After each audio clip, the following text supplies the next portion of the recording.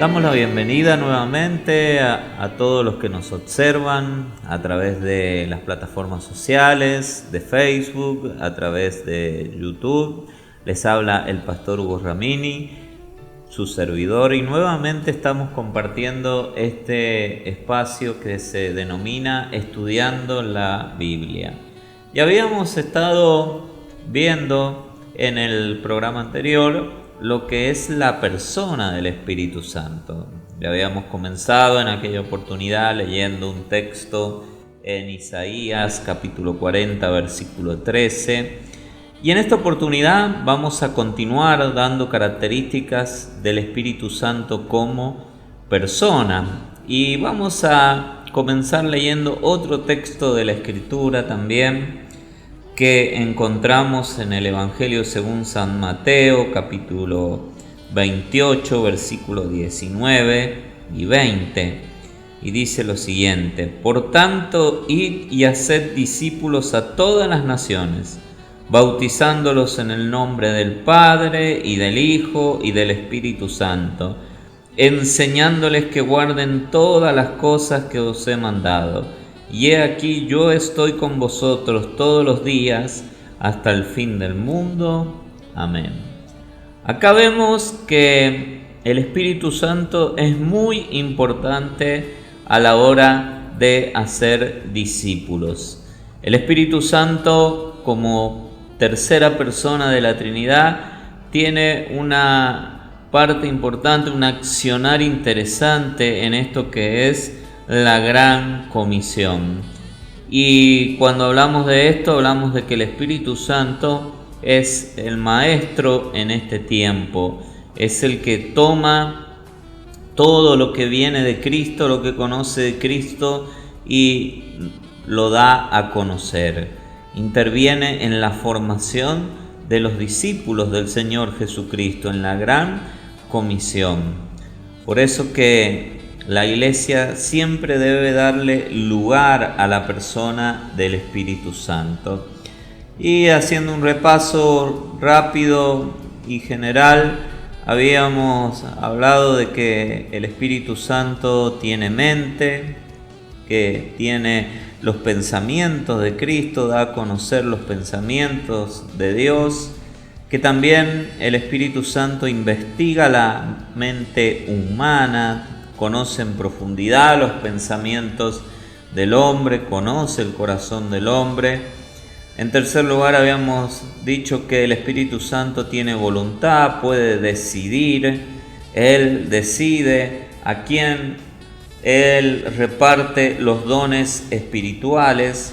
Más allá de que pedimos los dones, el Espíritu Santo es el que tiene la última palabra en esto.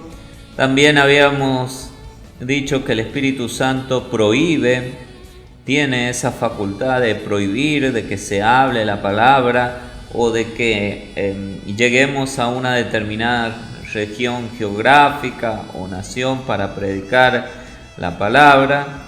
Y también habíamos dicho que el Espíritu Santo habla. El Espíritu Santo cumple esa función, es la voz de Dios. Habíamos visto el ejemplo de Felipe y también el ejemplo de la iglesia en Antioquía con el nombramiento de misioneros. 5 características que habíamos visto sobre el Espíritu Santo. Y hoy en este programa vamos a ver 5 características más que tienen que ver con la persona del Espíritu Santo. Y una de esas características, para comenzar ya con la descripción en esta noche, es que el Espíritu Santo tiene la facultad de amar. Romanos capítulo 15 versículo 30, en la traducción en lenguaje actual dice: Yo les ruego, hermanos míos, por nuestro Señor Jesucristo y por el amor que nos da el Espíritu Santo, que oren mucho a Dios por mí. Era un ruego, una súplica del apóstol Pablo a la iglesia, que rogara por él, que orara por él, por 2 razones: por el Señor Jesucristo, para que el Evangelio, el nombre de Jesús fuese dado a conocer, pero también esa oración debía estar motivada por el amor de Dios, por el amor que el Espíritu Santo nos da.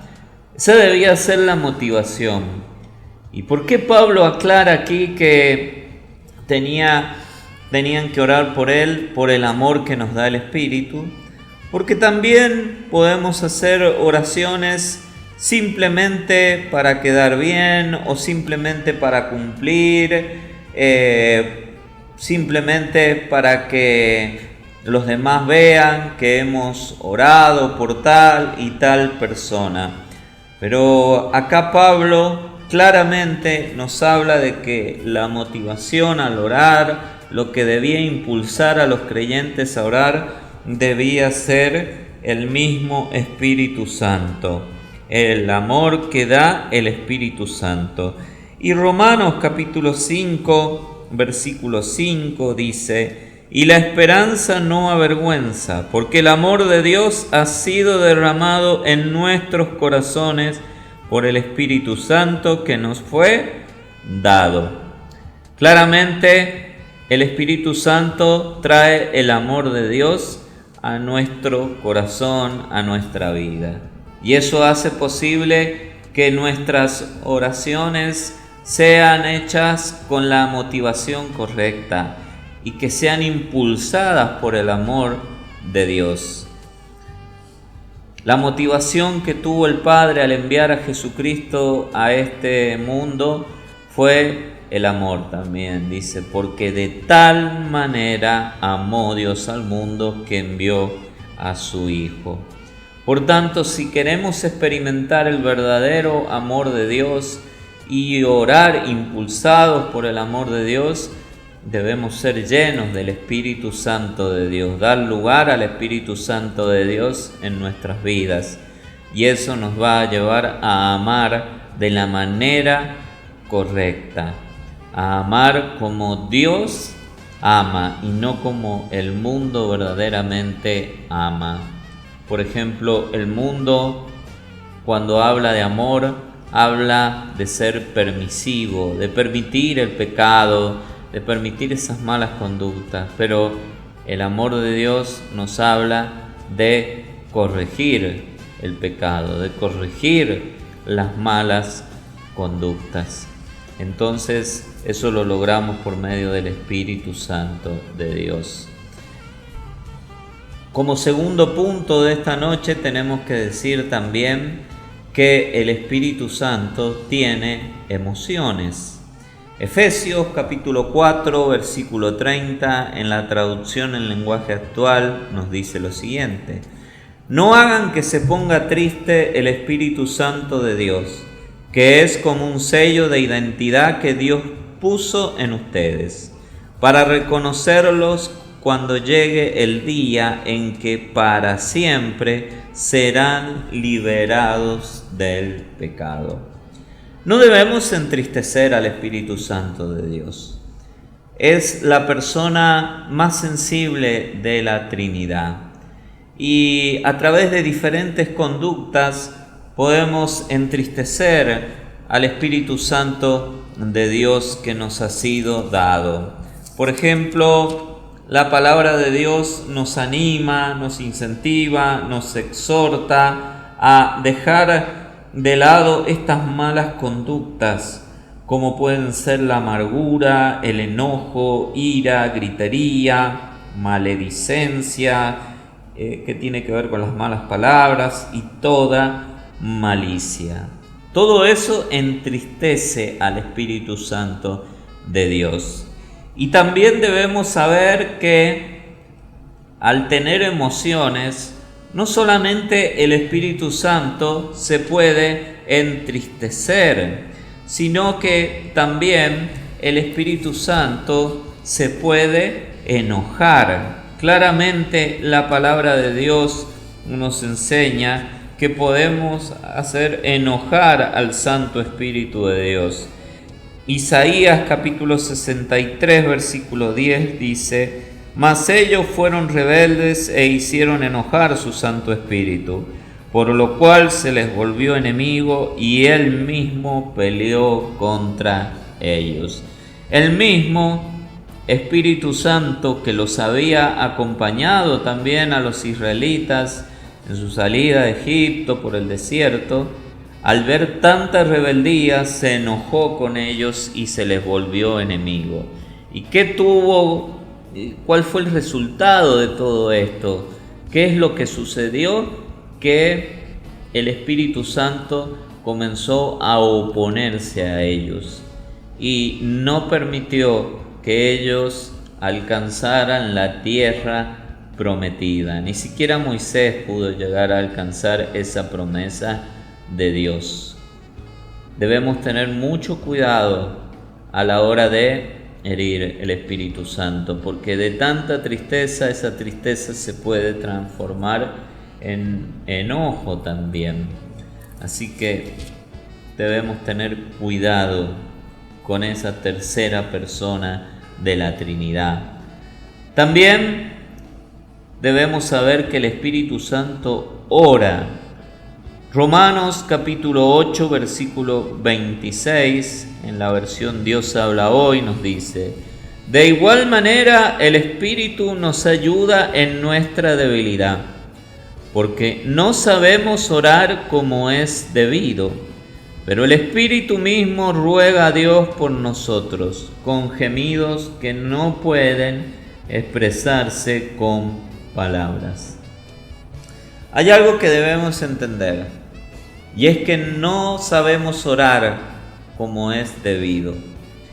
Y nuestras oraciones en oportunidades se ven manchadas por la cultura. La cultura en la que vivimos es una cultura católica. La religión tradicional y oficial es la religión católica. Y la religión católica tiene como característica los rezos. Y hoy en día los rezos también han alcanzado la iglesia cristiana evangélica.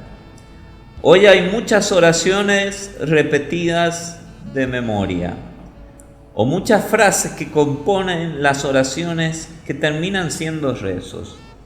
Por ejemplo, una frase que se utiliza al orar es: Señor, perdona mis pecados, sin ser específico en los pecados.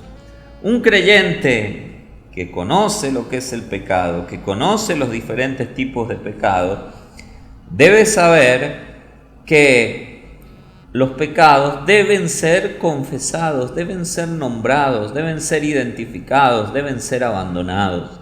La Biblia dice que si confesamos nuestros pecados, Él es fiel y justo para perdonar nuestros pecados y limpiarnos de toda maldad.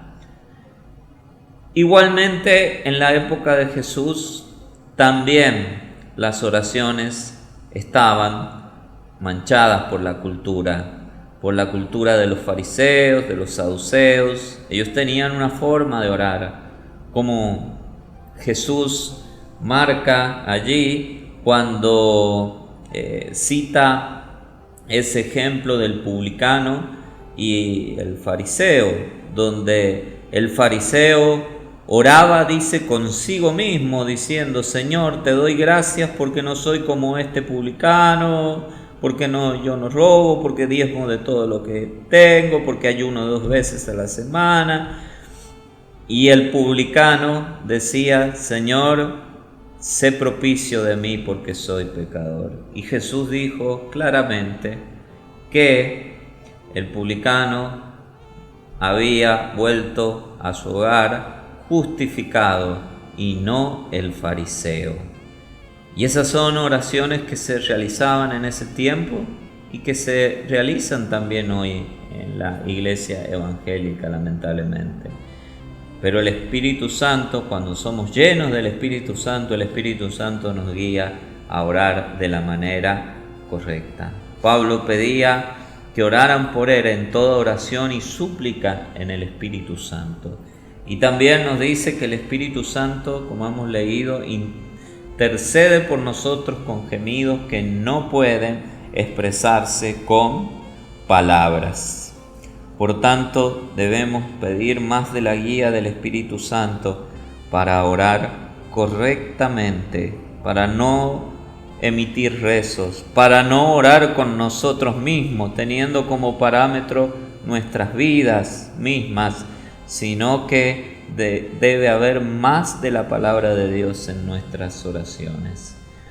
Después, otra de las características que el Espíritu Santo tiene como persona es que Él nombra los líderes de la iglesia. Hechos capítulo 20, versículo 28, en la traducción en lenguaje actual dice: ustedes deben cuidarse a sí mismos y cuidar a los miembros de la iglesia de Dios. Recuerden que el Espíritu Santo los puso como líderes de la iglesia, para que cuiden a todos los que Dios salvó por medio de la sangre de su propio Hijo. El Espíritu Santo es el que pone a los líderes de la iglesia, es aquel que los nombra de su voluntad. Él decide, Él conforma el liderazgo de la iglesia de Cristo. Por tanto, los líderes deben ser respetados porque han sido puestos por el Espíritu Santo de Dios. Y eso es lo que Pablo les recalcaba a los ancianos de la iglesia en Éfeso, que recordaran que el Espíritu Santo era aquel que los había puesto como líderes. Cuando como líderes tenemos presente que el Espíritu Santo es aquel que nos ha ubicado en el cuerpo de Cristo en esa función de liderazgo, recordamos también que no podemos abusar de esa autoridad que se nos ha delegado y que debemos actuar bajo la autoridad del Espíritu Santo de Dios. Y cuando actuamos bajo la autoridad del Espíritu Santo de Dios, en determinados casos debemos renunciar a diferentes derechos. Por ejemplo, Pablo renunció al derecho de ser sostenido económicamente por la iglesia en Corinto. Él enseñaba claramente que un discípulo del Señor, un siervo del Señor, alguien que predicaba el Evangelio, debía vivir del Evangelio, debía ser sostenido económicamente por la iglesia. Sin embargo, al ver la actitud de la iglesia en Corinto y la inmadurez de la iglesia en cuanto a ese aspecto y a otros más, él estuvo dispuesto a renunciar a su derecho, no abusó de su derecho, de un derecho que le correspondía, porque él era consciente que el Espíritu Santo le había dado esa autoridad. Y también Pablo dice que él actuaba en determinados casos conforme a la autoridad que el Espíritu Santo le había dado a él, que venía del mismo Señor también, para edificación y no para destrucción. Generalmente cuando abusamos de la autoridad que el Espíritu Santo nos ha dado, terminamos destruyendo muchas veces la vida de creyentes, la iglesias enteras, abusando de esa autoridad. Cuando hay líderes que se quedan al frente de iglesias muchas veces y no quieren dejar sus funciones, aunque el mismo Espíritu Santo les indica que ya sus funciones han terminado. Y eso es lo que sucede, y iglesias se terminan destruyendo, o cuando el pastorado o el liderazgo de una iglesia pasa solamente entre los integrantes de una misma familia, sin ser los integrantes de esa familia llamados por Dios. Allí también el líder no está teniendo en cuenta la autoridad del Espíritu Santo. Es el Espíritu Santo el que designa a los líderes y no los seres humanos. La Iglesia lo que hace es reconocer solamente y apartar lo que el Espíritu Santo ya indicó, ya nombró.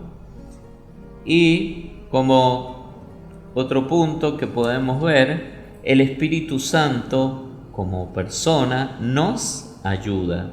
Romanos 8:26 dice en la versión Reina Valera 1960, y de igual manera el Espíritu nos ayuda en nuestra debilidad, pues qué hemos de pedir como conviene, no lo sabemos, pero el Espíritu mismo intercede por nosotros con gemidos indecibles. El Espíritu Santo nos ayuda, intercede por cada uno de nosotros con gemidos indecibles. Nos ayuda en nuestra debilidad. La oración es una debilidad que tenemos. Nos cuesta orar. Jesús mismo dijo: velad y orad para que no entréis en tentación. El espíritu a la verdad siempre está dispuesto, pero la carne es débil. El Espíritu Santo ha venido para ayudarnos a vencer los deseos de la carne, porque la carne termina siendo aquello que nos debilita. Pero cuando somos llenos del Espíritu Santo, Él nos ayuda en esa debilidad. Él intercede por nosotros, Él nos da palabra. El Señor es consciente de todo eso y por eso manda a su Espíritu Santo para ayudarnos. Hemos visto otras 5 características del Espíritu Santo como persona. Y vamos a seguir observando la doctrina del Espíritu Santo, porque hay mucho más también que observar respecto a esta doctrina. Y eso lo haremos en un próximo encuentro, en un próximo programa que vamos a tener también con este título que es Estudiando la Biblia. Así que el consejo como conclusión de esta parte es que debemos darle el lugar al Espíritu Santo que le corresponde en nuestras vidas. Jesús dijo: no os dejaré huérfanos, vendré a vosotros. El Espíritu Santo ha sido dejado por Dios para que no estemos solos. El Espíritu Santo es el Espíritu de Cristo. Por tanto, demos lugar al accionar del Espíritu Santo, de la persona del Espíritu Santo en nuestra vida. Les habló el pastor Hugo Ramini, su servidor.